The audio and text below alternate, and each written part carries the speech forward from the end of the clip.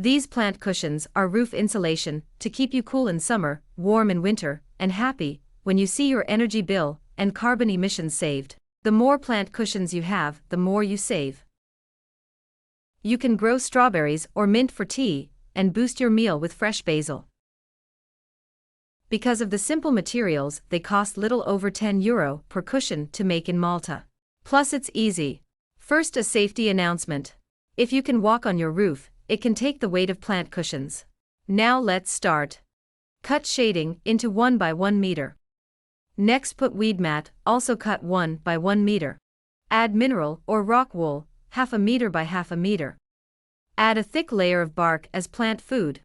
And a thick layer of compost. Fold the 4 corners together, hold with large clothespins. Do the same with the layer of shading.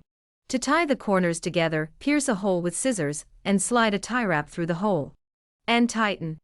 That's 1 corner done, 3 to go. I grow fat plants, succulents, because they grow fast, spread out, cover the cushion and roof, and need little water. Put the plant cushion for roof insulation on a grid of bamboo cane, or giant reed, so excess rainwater runs off. But in summer, the dry season, put them on a star grid, so the heat of the day is released at night. To make plant cushions for roof insulation, you need shading, weed mat, bark, compost, tie wraps, bamboo or giant reed. 4 clothespins and scissors to tie the corners together.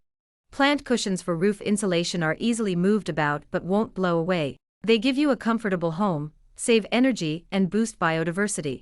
So go on, try them.